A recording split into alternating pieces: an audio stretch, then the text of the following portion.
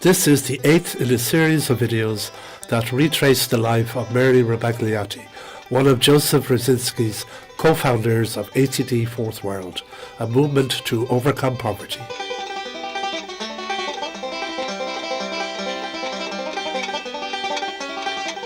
In the years following her visit to South Africa, Mary had got to know people struggling to overcome poverty in Kenya, Nigeria and elsewhere in Africa.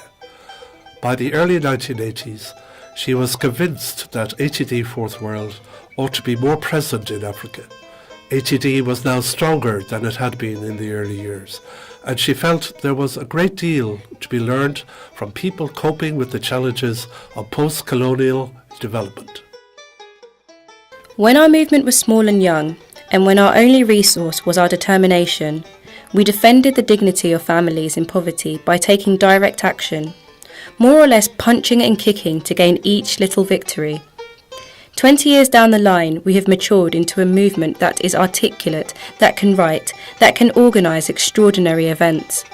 But I worry that having more means at our disposal might someday make us forget the kind of community we aim to shape. What are our priorities in a world where people in poverty are being crushed, humiliated and excluded more than ever before by technological progress? I've now come to the conclusion that it is important for our volunteer corps to start from scratch, and to do so by getting to know people in extreme poverty in Africa and elsewhere in the developing world. It is an opportunity to leave behind our security and credibility. Wherever we go, we can learn from others while continuing to bear witness to the hope, honour and dignity of the most excluded people.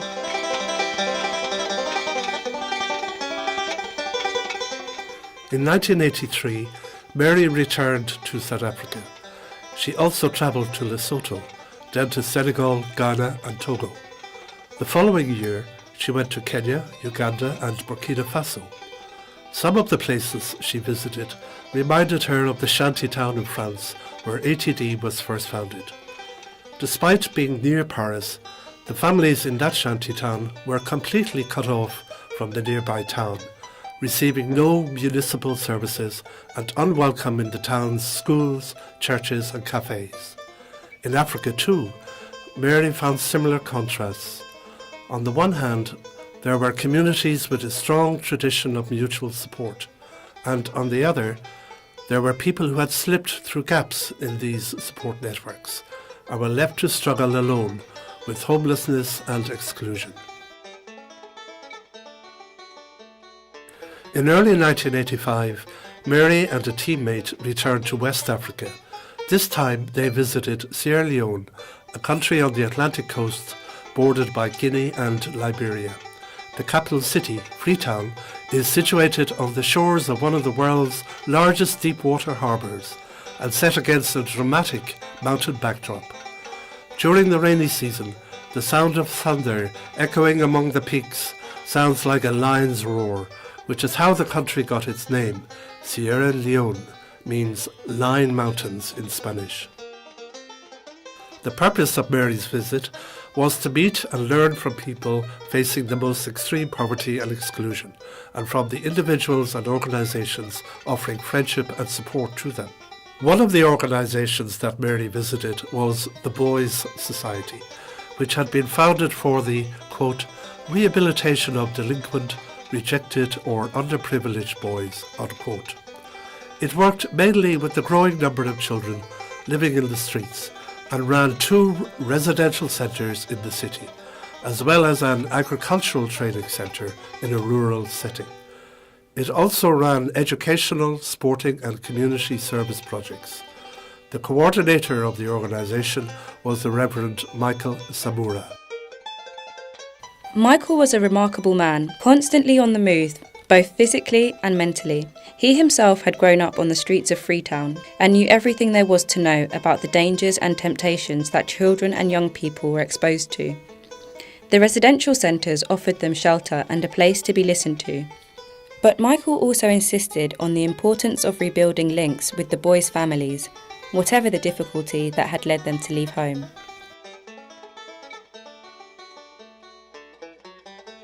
He was a true educator. focused on what he called the inner heart of his work, developing strong relationships with each boy and gradually offering them small responsibilities to demonstrate his trust. Once he was confident that they could handle those responsibilities, Michael then developed their leadership skills by encouraging them to pass on responsibilities and confidence to others. The boys described Michael to us as a driving force who could motivate them to go further. We witnessed their eyes light up during one of Michael's inspired and inspiring talks as he convinced them how hard they must work to develop the best in themselves. Knowing Michael's own life story, they hung on his every word. 1985 was International Youth Year, and Mary's encounter with Michael and the boys gave her the idea to mark this event by organising a joint project between ATD and the Boys Society. That December, after months of preparation, Mary returned to Freetown with her teammate Susie Devons and 7 other members of the ATD Volunteer Corps for a 3-week work camp.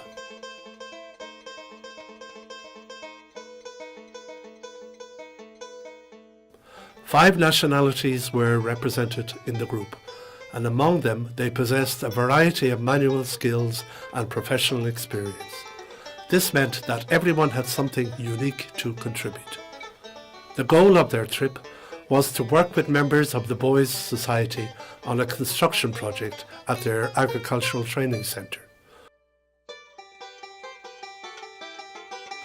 The boys needed to build a meeting gazebo and a structure to house an electric generator.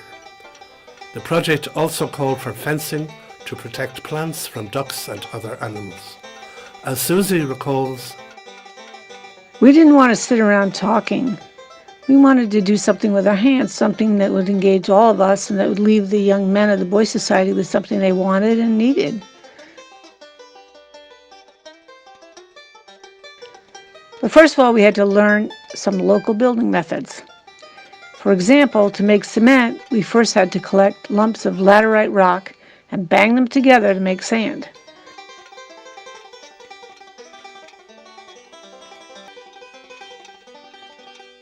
Then we had to go and haul water from the well, which was exhausting work in all that heat and humidity. It really brought home to us the struggle that many Sierra Leoneans, usually children, had to go through every day to obtain water for their families.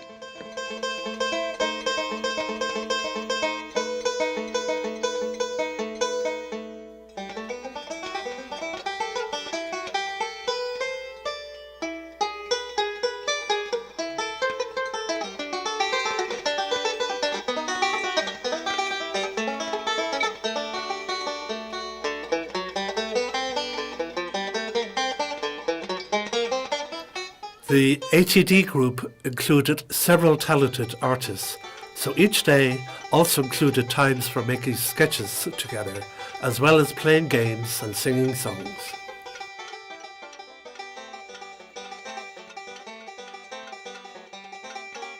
We took artists with us, because drawing the scene or the face of someone in front of our eyes was one way of remembering and admiring what was beautiful. Some of the families in poverty whom we knew well in our own countries had wanted to send messages to the boys. So we had made an album of their words and photographs and showed it to the boys. During our work camp, we took lots of photos and used some of them to create another album to offer to the Boys Society.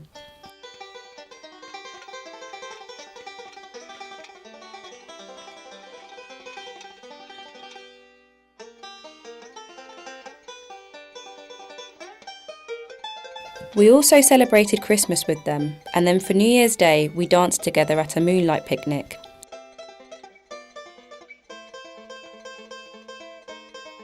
We also made up a song to thank the boys and all the others who had welcomed us.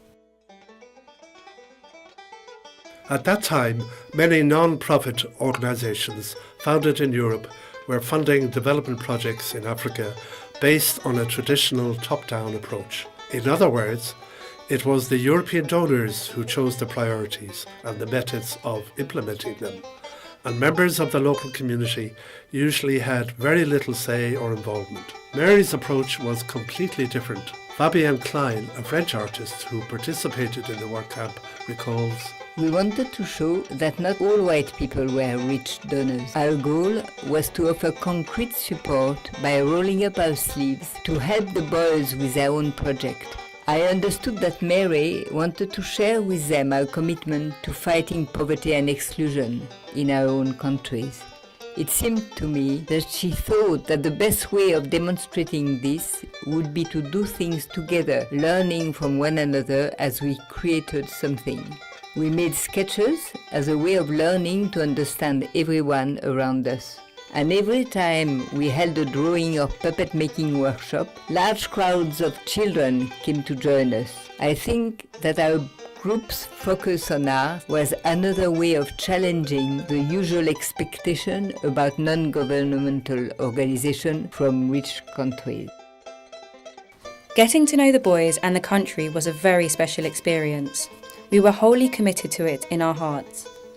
And we found the same commitment among the boys and the different members of the Boys' Society. We met people who cared about the children and loved their country, and who wanted us to love their country too.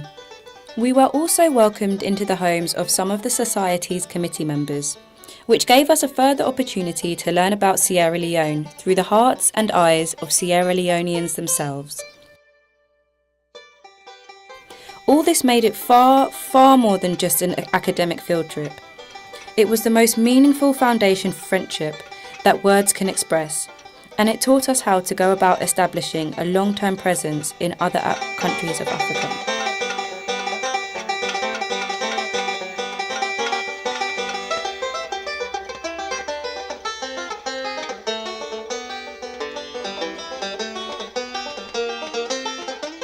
This is the 8th video in the series of excerpts from the book Quiet Revolution, the story of Mary Rabagliati and people the world forgot.